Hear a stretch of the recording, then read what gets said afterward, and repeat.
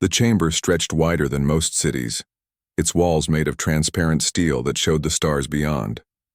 Representatives from 47 different species sat in their designated sections, each area modified to suit their particular biology.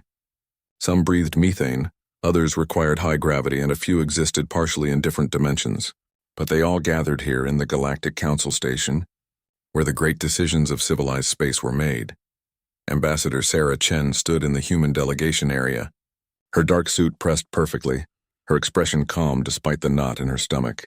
She had been preparing for this session for weeks.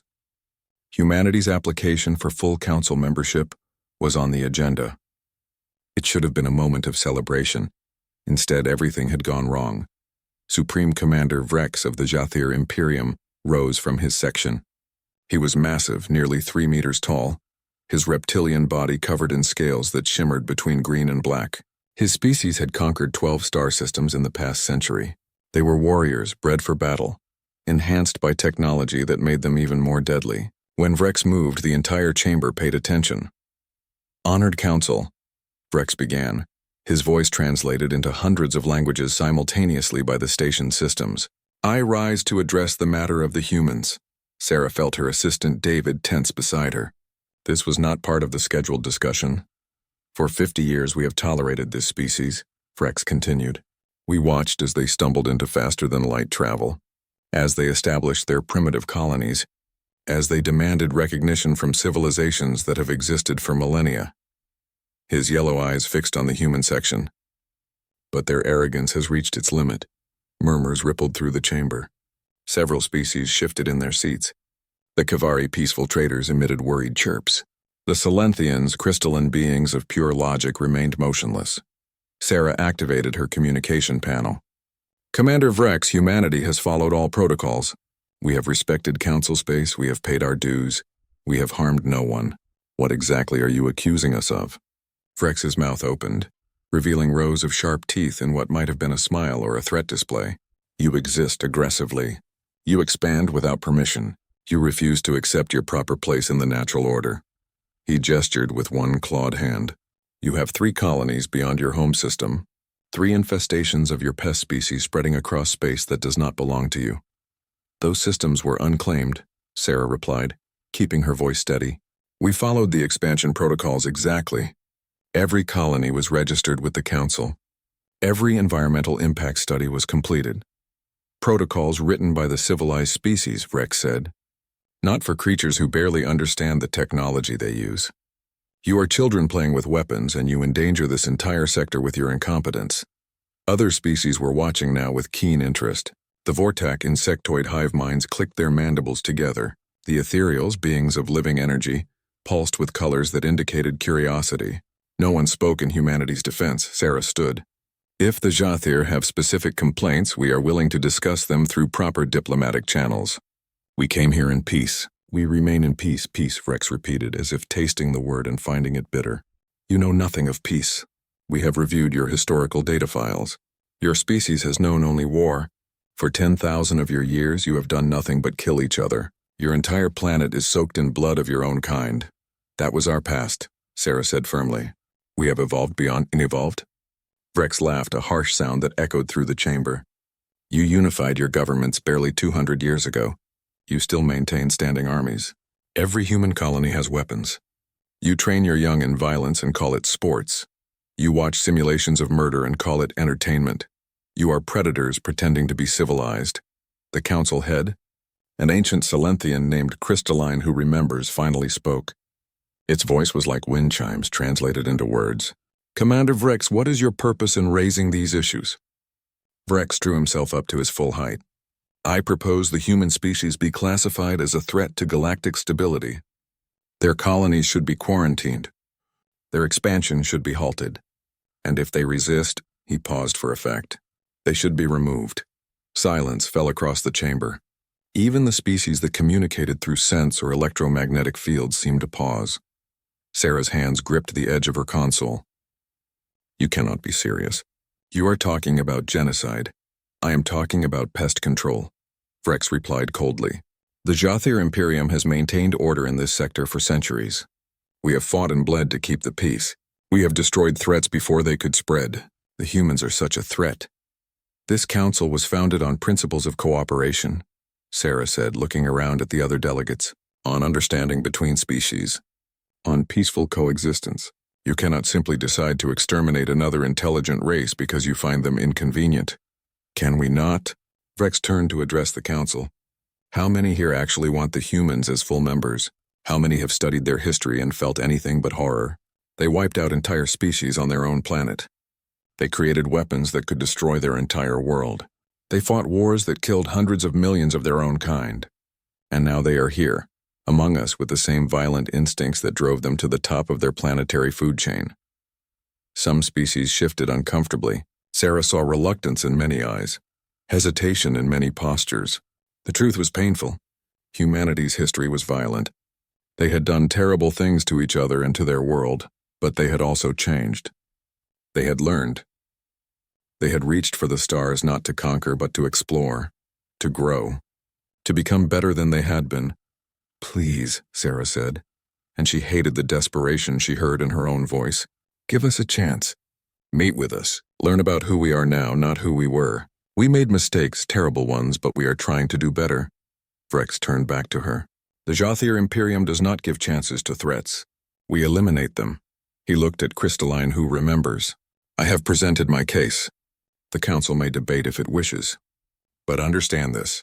With or without council approval, the Jothier will act. You are declaring war? Sarah said quietly. I am declaring an extermination, Vrex corrected. War implies you are worthy opponents. You are not.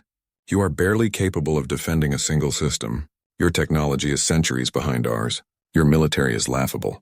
This will not be a war, Ambassador Chen. It will be a cleansing. He pressed something on his console. Suddenly, holographic displays appeared throughout the chamber showing Jothier fleet movements. Hundreds of warships, massive and heavily armed, were moving toward human space. The operation has already begun, Vrex announced. By the time this session ends, your colony at Tau Ceti will be burning. Proxima Centauri will follow within days, and then we will come for Earth itself. Sarah felt ice in her veins. You started this attack before even bringing it to the council? The council is a formality, Vrex said dismissively. The Jothier do what must be done. She looked around desperately at the other delegates. Will you allow this? Will you let one species attack another without cause, without trial, without any attempt at resolution? No one spoke. No one moved to help. Fear kept them silent. The Jothier were powerful, and no one wanted to be their next target. Crystalline, who remembers, finally spoke. This session is adjourned. The council will discuss appropriate responses. Sarah knew what that meant. Nothing. They would do nothing. She activated her emergency communication link to Earth. This is Ambassador Chen. We are under attack. The Jothier have declared war. All colonies need to evacuate immediately. Earth Defense Forces should prepare for static cutter off. Vrex had blocked her transmission. Too late, he said with satisfaction. Your people will learn what happens to species that forget their place. The Jothier have spoken, and the Jothier do not fail. Sarah looked at the stars beyond the transparent walls. Somewhere out there, human colonies were burning, and Earth, her home, was next. But as she met Vrex's triumphant gaze, she felt something shift inside her. Not fear, not desperation, anger. You have no idea what you just started, she said quietly. Vrex laughed. I started nothing. I am ending something. The brief, insignificant existence of humanity. He would learn, Sarah thought. They all would. They had just declared war on the most deadly species in the galaxy. They simply did not know it yet. The alert reached Earth 17 minutes after Ambassador Chen's blocked transmission. The quantum communication network lit up with emergency signals from Tau Ceti colony. Then the signal stopped. Commander Marcus Webb was in his garden when the call came. He had been retired for 8 years, content to grow tomatoes and forget about the years he spent commanding warships during the Unity Wars. Those brutal conflicts that finally brought Earth's nations together had cost him his left leg below the knee, 2 fingers on his right hand, and too many friends to count. His communication implant buzzed with an emergency override code he thought would never be used again. Commander Webb, the voice was Admiral Rodriguez, head of Earth Defense Forces. We need you at command immediately. All retired officers are being recalled. Marcus looked at his tomato plants, heavy with red fruit. He had been planning to make sauce this weekend. What happened? The Jathir happened. They hit Tau Ceti 3 hours ago. The colony is gone. 15,000 dead. Proxima is under attack right now.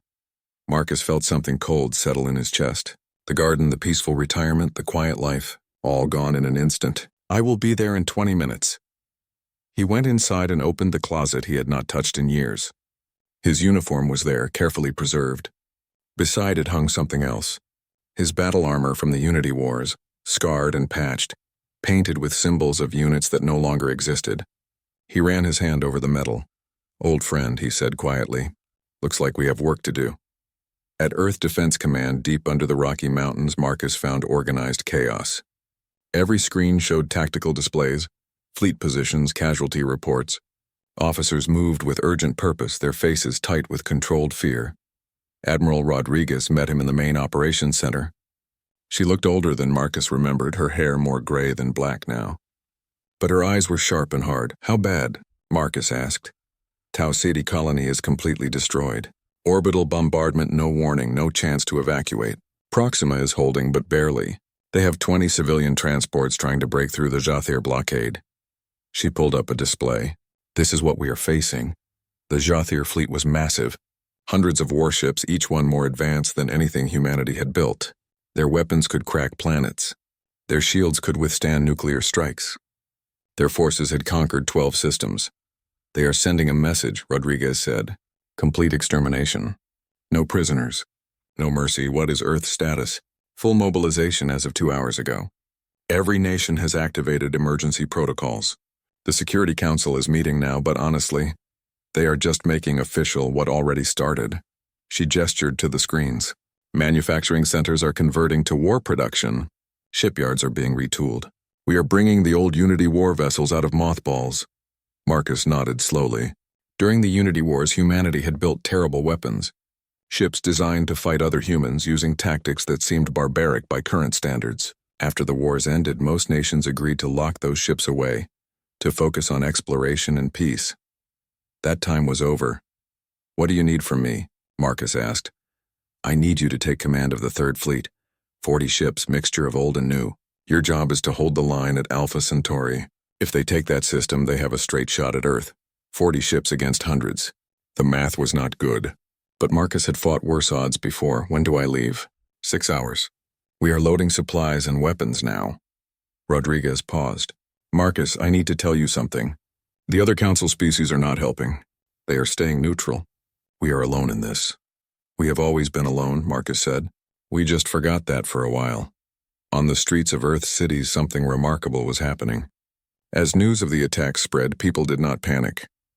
They did not run. Instead, they volunteered. Recruitment centers that had been nearly empty for decades suddenly had lines around the block. Engineers reported to factories without being asked. Retired soldiers dug out old equipment. Civilian ships were donated to the military. Children too young to fight organized supply chains and communication networks. In Beijing, Tokyo, New York, Lagos, Mumbai, São Paulo, and 1,000 other cities, humanity did what it had always done when threatened. It prepared for war. The Silenthian observer station monitoring Earth sent increasingly worried reports to the Council. Human industrial output increased by 340% in the first 48 hours. They have converted 78% of their manufacturing to military production. This should not be possible. The social disruption alone should have created chaos. Instead, they are functioning with increased efficiency. Another report came from a Kavari trade ship near Earth orbit, requesting immediate clearance to leave the system. The humans have activated weapons platforms we did not know existed. Their moon is covered in railgun installations. There are satellites everywhere, all armed. How did they build this much military infrastructure without anyone noticing? The answer was simple. Humanity had never stopped preparing for war. They had hoped for peace, worked toward peace, but they remembered the lessons of their history. Never be completely defenseless. Never assume safety. Always have a backup plan. On the Jathir flagship Dominant Will, Supreme Commander Vrex reviewed the reports from Tau Ceti with satisfaction. The colony had been eliminated efficiently. Now Proxima Centauri would fall, and then Earth itself. His intelligence officer, a younger Jathir named Krell, approached cautiously. "Commander, we have new data on human fleet movements." "They are running?" Frex asked with amusement. "No, Commander. They are mobilizing. Significantly. Our scouts report unusual activity throughout the Sol system." Frex waved a dismissive claw. Expected. Panic and desperation. They know they are doomed, so they thrash about uselessly. It changes nothing. Perhaps, Commander. But there is something else. We captured 3 human transport ships trying to escape Proxima. We took prisoners, and they showed no fear. We interrogated them using standard psychological techniques. They did not break. One of them laughed at our threats. Another asked when the real soldiers would arrive. Frex felt a flicker of irritation. They are in shock, denial, common in species facing extinction. We thought so too. But then one of them said something strange. He said, "You picked a fight with Earth. That was your first mistake. Your last mistake will be thinking you can win." "Bravado," Frex said firmly. "Ignore it. How long until the Proxima colony falls?" 12 hours, Commander.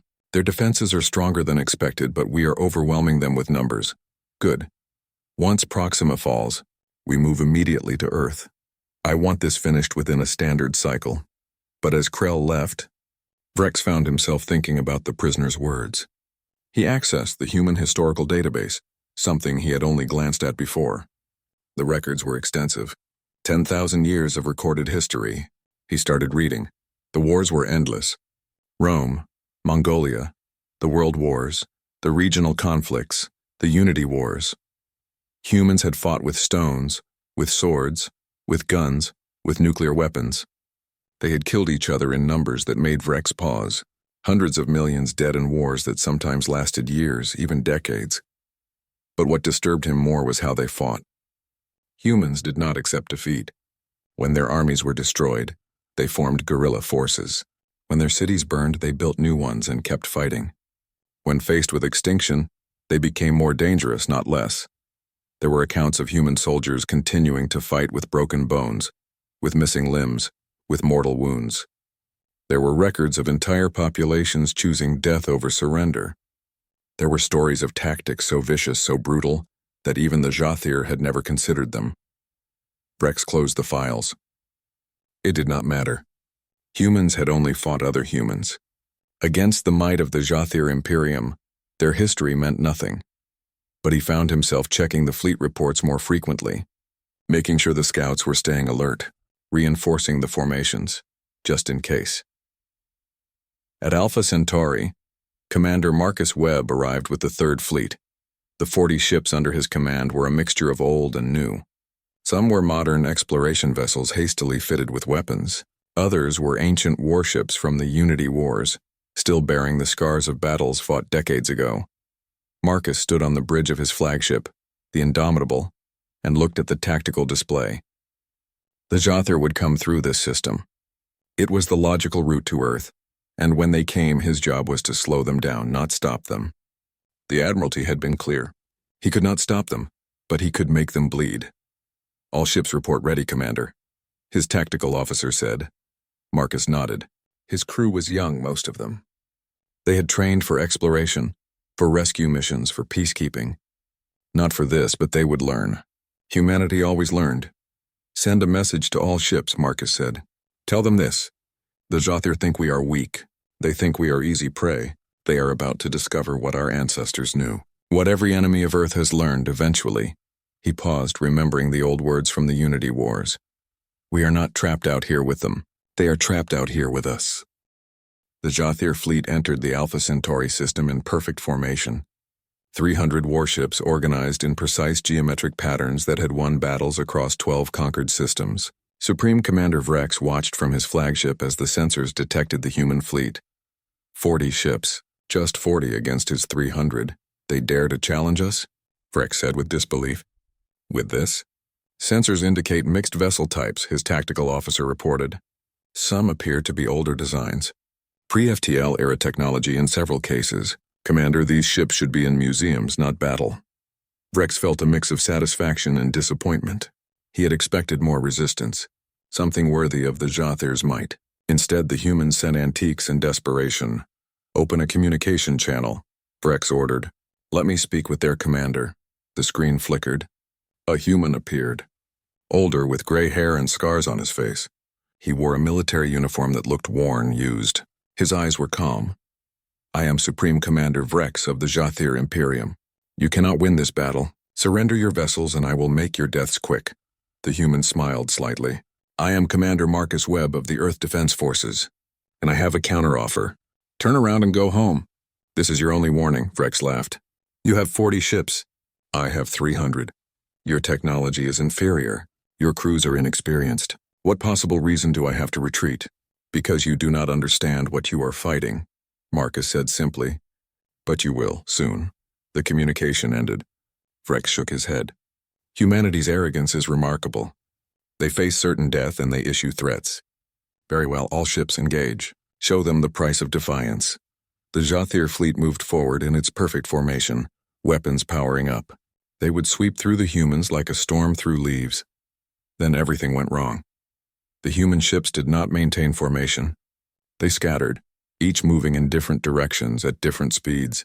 Some accelerated directly toward the Jathir fleet. Others seemed to retreat. A few simply drifted, engines cold. What are they doing?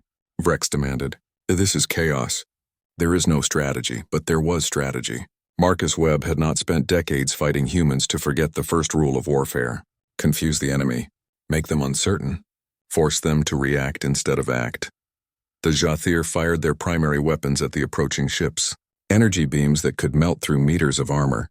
They hit perfectly. The human ships exploded, but they exploded wrong. Secondary explosions bloomed much larger than they should be. The expanding debris clouds were not debris. They were thousands of small objects, each one moving at high velocity, each one spreading through the Jathir formation. Mines, the tactical officer said with shock. They turned their own ships into mine layers.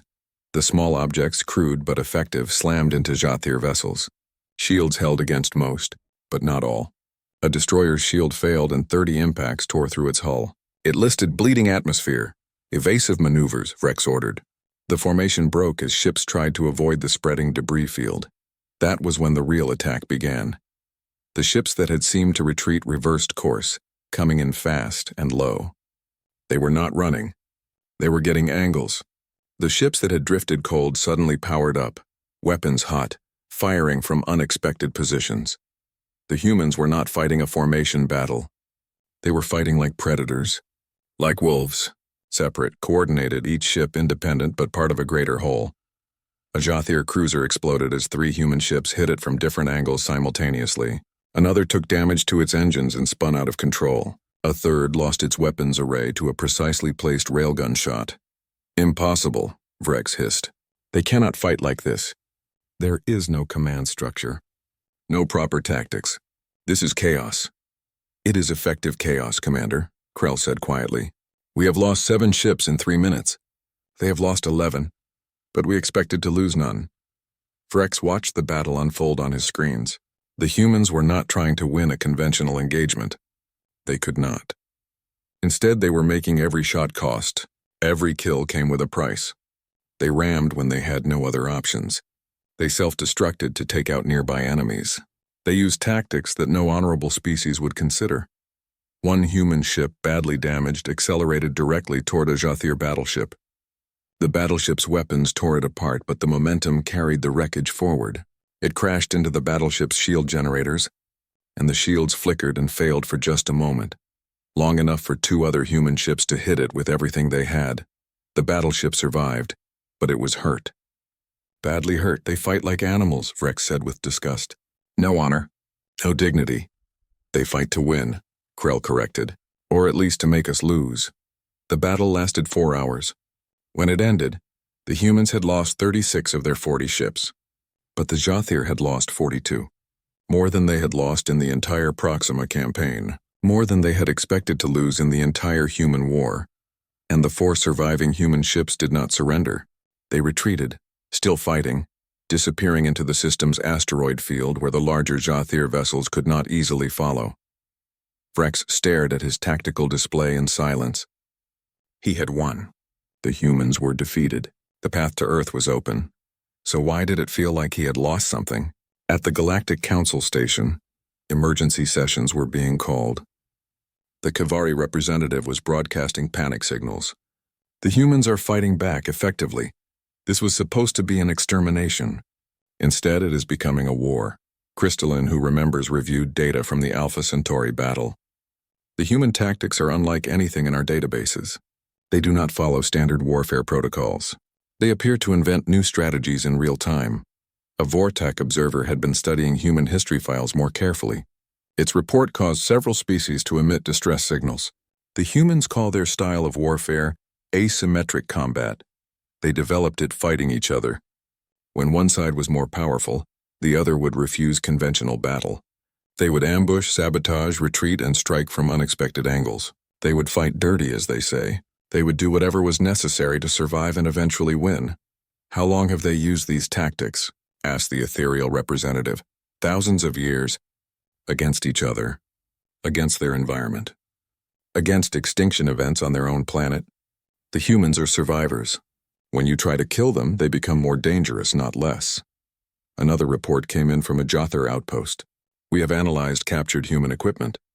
Their ships are built with redundant systems, multiple backup power supplies, secondary control centers. The ships can lose half their mass and still function.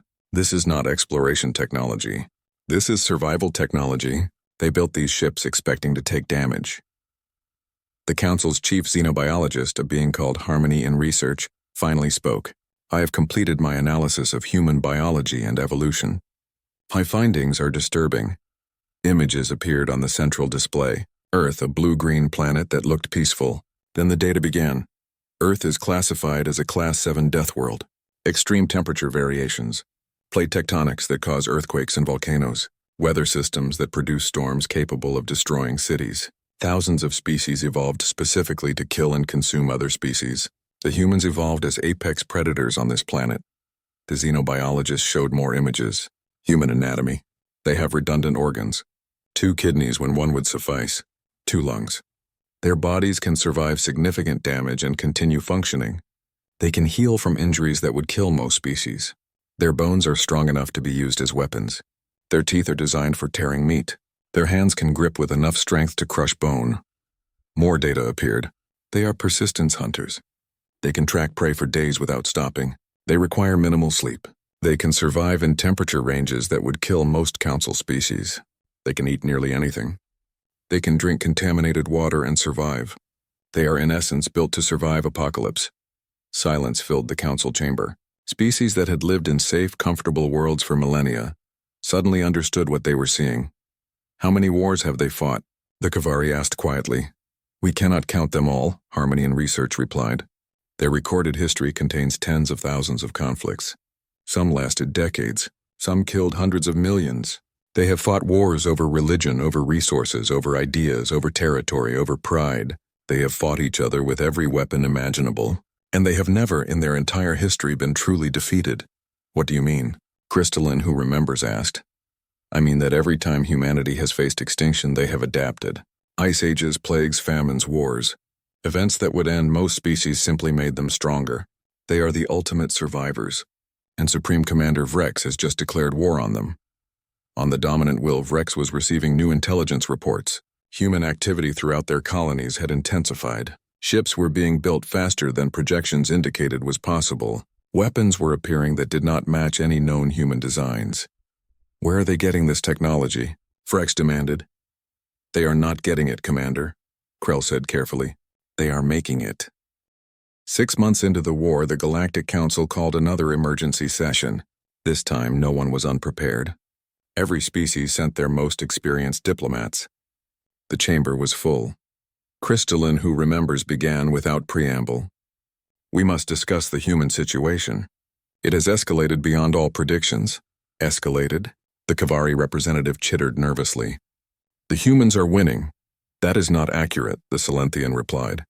Neither side is winning, but the Jothar are losing in ways they never anticipated. Supreme Commander Vrex was not present. He had refused the Council's summons, stating he was too busy conducting military operations. In his place, Commander Krell attended, looking far less confident than he had 6 months ago. The Jothar Imperium requests that the Council remain neutral, Krell said. This is our matter. We will resolve it. You have lost 147 warships, an ethereal stated flatly. That is more than you lost in your last 3 conquest campaigns combined. How is this being resolved? Krell's scales flushed darker with embarrassment. The humans fight dishonorably. They use tactics that violate all standards of warfare. They refuse proper engagement. They strike from ambush, retreat without shame, and employ weapons that should be banned by any civilized species. What weapons? Harmony and Research asked. Krell activated a display.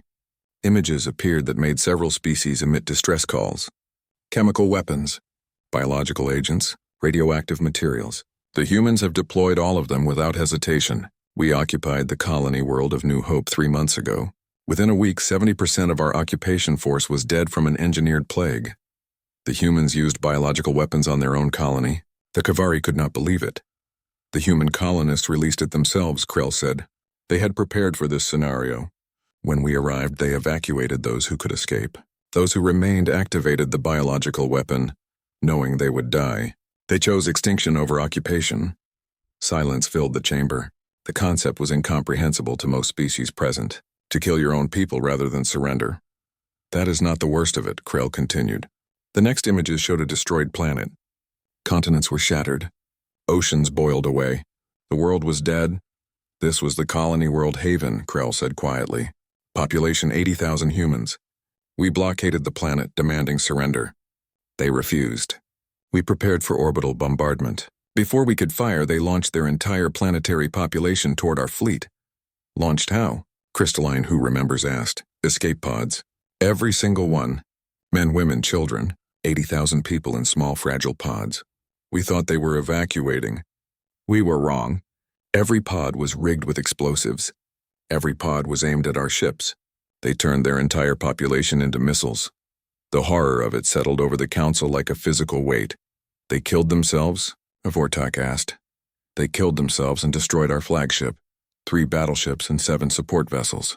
8,000 humans died. They took 40,000 of our warriors with them. Krell's voice was hollow. Their children. They put their children in those pods and launched them at us. This cannot be real, the Kavari said. No species would do this. The humans would, Harmony and Research said. I have studied their history extensively now. They have a term for this. They call it scorched earth. When they cannot win, they ensure their enemy cannot win either. They will destroy everything, including themselves, rather than accept defeat. Krell nodded. We have intercepted human communications. They are not demoralized. They are not seeking peace. Instead, they are researching new weapons. Things we did not think they had the knowledge to create. More displays appeared. Technical readouts that made several species recoil. They are developing relativistic kinetic weapons. Missiles accelerated to near light speed. A single impact could destroy a planet. They are researching stellar manipulation, ways to cause stars to go nova. They are creating artificial intelligence systems designed purely for warfare. They call them strategic AI, and they are teaching these machines everything humans know about killing. They cannot be allowed to develop such weapons, an ethereal said urgently. This threatens the entire galaxy. We agree, Krell said. That is why we must finish this war, quickly, before they create something that cannot be stopped. How do you intend to finish it? Crystalline, who remembers, asked. We are preparing a final assault on Earth itself. 500 warships. We will destroy their homeworld and end this once and for all. And if they deploy these superweapons first? Krell did not answer. He could not.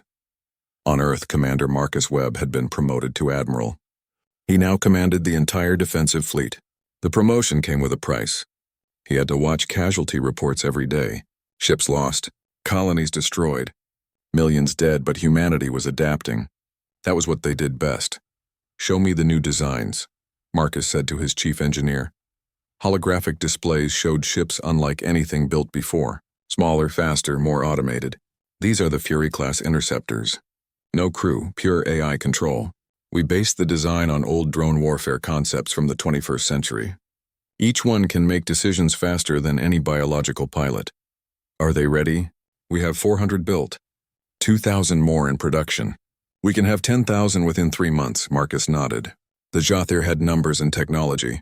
Humanity had adaptability and desperation. It was proving to be an even match. His communication implant buzzed. Admiral, we have a situation. Jathir forces have occupied New Harmony Colony. They are fortifying the planet New Harmony. Population 300,000. One of humanity's largest colonies. Marcus felt rage and helplessness war inside him. What is the status of the colonists? They are organizing resistance. We are receiving reports of guerrilla warfare throughout the major cities. Marcus knew what that meant. Civilians fighting trained warriors. It would be a slaughter. But the colonists had no choice. Surrender meant death. At least this way, they took some of the enemy with them. Reports from New Harmony arrived daily. They were horrifying. Every building might contain a trap. Every civilian might be carrying explosives. The Jathir were losing soldiers to attacks they could not predict or prevent. The humans had invented the term insurgency thousands of years ago. They had perfected it fighting each other. Now they were using those techniques against an alien invasion force.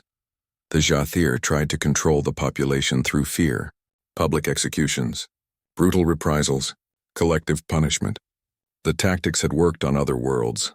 They made the humans angrier. A Jathir commander on New Harmony sent a desperate message back to the fleet. We control nothing except where our soldiers stand. The moment we leave an area, the humans return. They hide among their own people. They strike and disappear. We cannot tell combatant from civilian. Every human is a potential enemy. We are losing more soldiers to insurgency than we lost in the initial invasion. We cannot hold this world. Supreme Commander Vrex read the report with growing horror. This was supposed to be a simple occupation. Hold the planet, use it as a base, break human morale.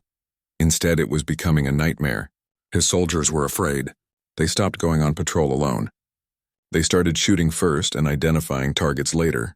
They were becoming as brutal and vicious as the humans. That was when Vrex realized the terrible truth. The humans were not just fighting a military war. They were fighting a war of attrition, of psychology, of will, and they were winning that war. Commander, Krell said carefully, we have intercepted more human communications. They are preparing something. We do not know what, but there is unusual activity around their moon. What kind of activity? Energy signatures consistent with weapons testing, but on a scale we have not seen before. Admiral Webb has been making trips to the lunar installations. He is planning something. Vrex pulled up tactical displays of human space. The situation was not good. Every system they had tried to occupy became a bleeding wound. Every victory cost more than anticipated. The humans were like a virus, infecting everything they touched with violence and resistance. How many ships have we lost total? Vrex asked. Krell hesitated. 193 confirmed destroyed. 54 damaged beyond immediate repair. 12 captured by human forces. Nearly 200 ships. Against an enemy that started with primitive technology and 40 vessels. Vrex felt something he had not felt in decades. Fear. Recall all occupation forces, Vrex said suddenly. Abandon the colonies. Consolidate the fleet, Commander. We cannot hold territory while fighting this war. The humans will bleed us dry on every world. We need to end this with one decisive strike. Gather every ship, every weapon. We go to Earth and we do not stop until their homeworld is destroyed. Krell looked relieved. Finally. A proper battle. Ship against ship. No more guerrilla warfare. No more insurgencies. Just honest combat. Vrex wished he shared that optimism. But he had learned to fear what humans could do with their backs against the wall. On Earth's moon, in facilities hidden from casual observation, human engineers worked around the clock. What they were building would change the war, or end it. Admiral Marcus Webb watched through the observation window as the final components were installed. The weapon was massive, built into the moon itself. The Jathir fleet emerged from faster-than-light travel at the edge of Earth's solar system. 500 warships, the largest military force the Imperium had ever assembled. Supreme Commander Vrex stood on the bridge of his new flagship, Eternal Victory, and looked at the blue-green planet that had caused him so much trouble. At last, he said with satisfaction, today we end this. The fleet moved inward, weapons charged, shields at maximum. Vrex expected resistance. He was ready for it. The humans would throw everything they had at this fleet, and it would not be enough. Sensors detect human vessels, the tactical officer reported. 120 ships in defensive formation around Earth's moon. 120. Vrex almost laughed. Even with their new construction capabilities, the humans could only muster a fraction of his force. This would be over quickly. All ships prepare for...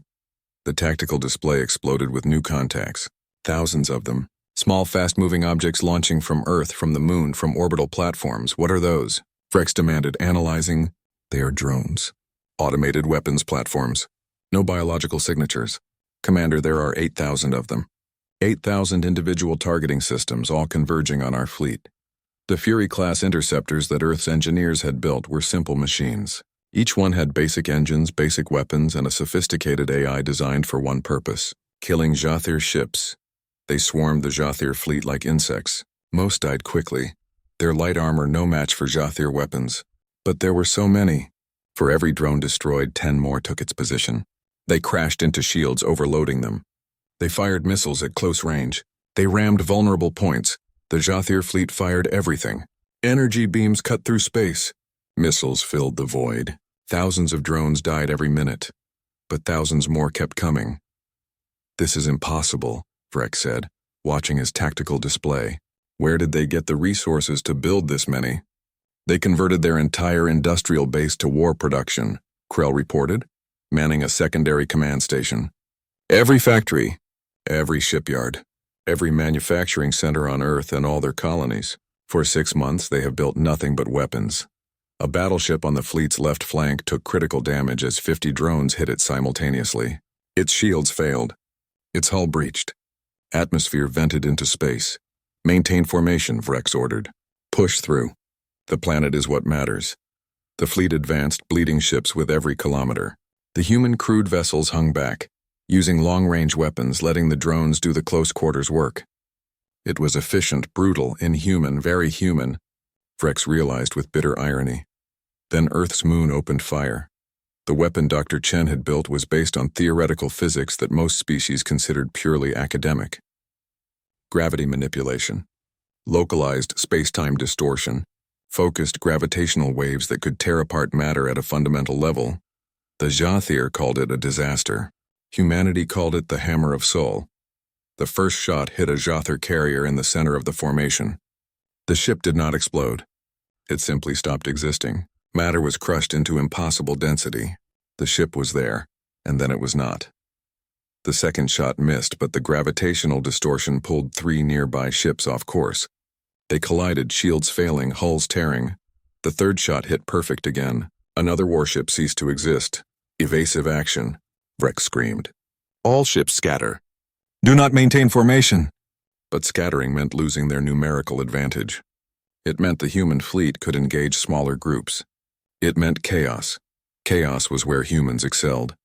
Admiral Marcus Webb watched from the bridge of his flagship as the plan unfolded. The hammer was the shock. The drones were the pressure. Now came the killing blow. All ships execute pattern Delta, he ordered calmly. The human fleet split into dozens of small groups, each one targeting isolated Jathir vessels. They used the old Unity War tactics. Hit and run. Focus fire. Overwhelming force on single targets. Never fight fair.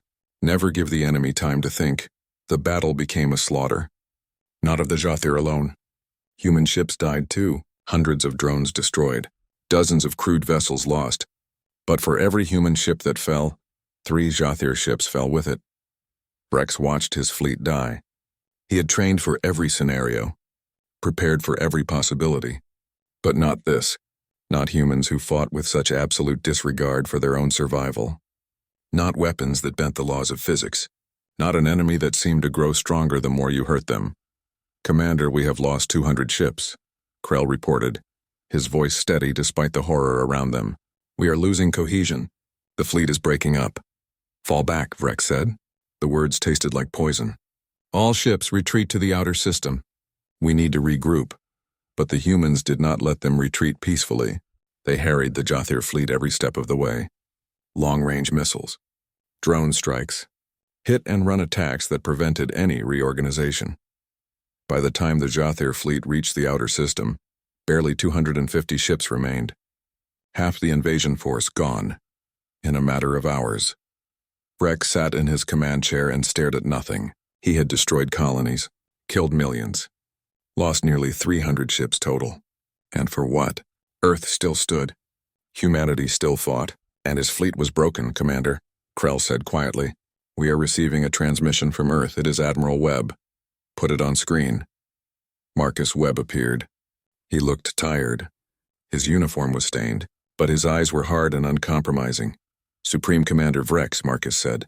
You wanted war with Earth. Earth is here. Behind Webb, visible through the viewport, the human fleet was forming up, ready for another battle. We can do this again, Marcus continued. And again. And again. We will build more drones, more ships, more weapons. We will fight you until one of us is extinct. Is that what you want? Is your pride worth the death of your species? Vrex said nothing. Could say nothing. Or, Marcus said, his tone softening slightly, you can end this now before more die on both sides. You would accept surrender? Vrex asked, his voice rough. I would accept peace, Marcus corrected, with conditions. At the Galactic Council Station, Ambassador Sarah Chen returned after 6 months of silence. She had been on Earth, helping coordinate the defense, watching her sister build weapons of terrible power. Now she stood before the Council again.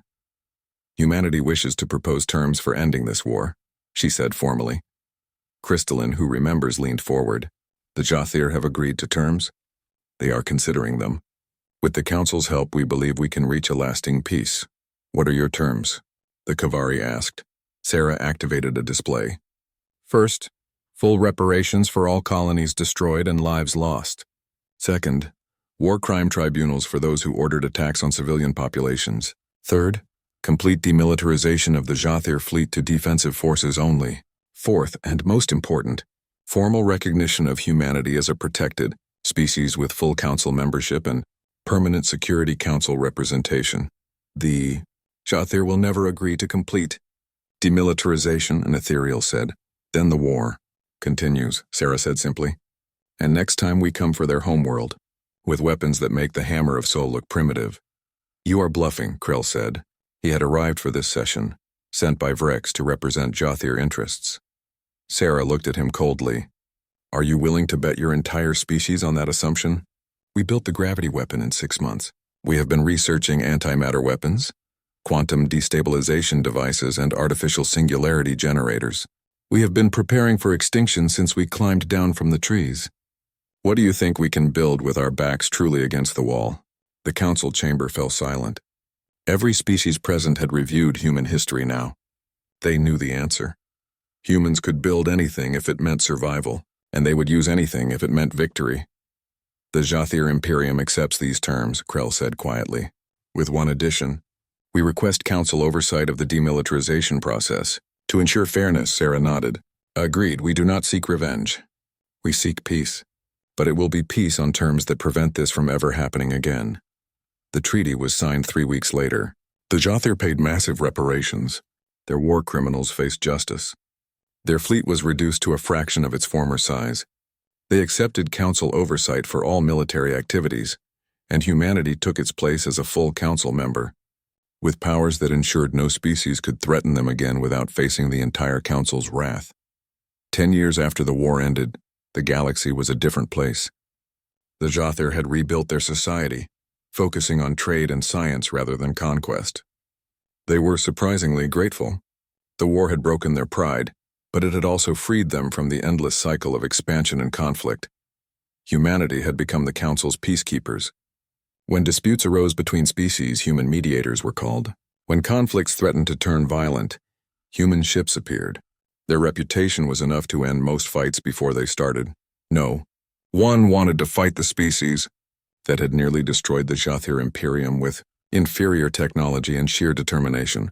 Ambassador Sarah Chen sat in her office on the council station, reviewing reports. Admiral Marcus Webb had retired again, finally getting back to his tomato garden.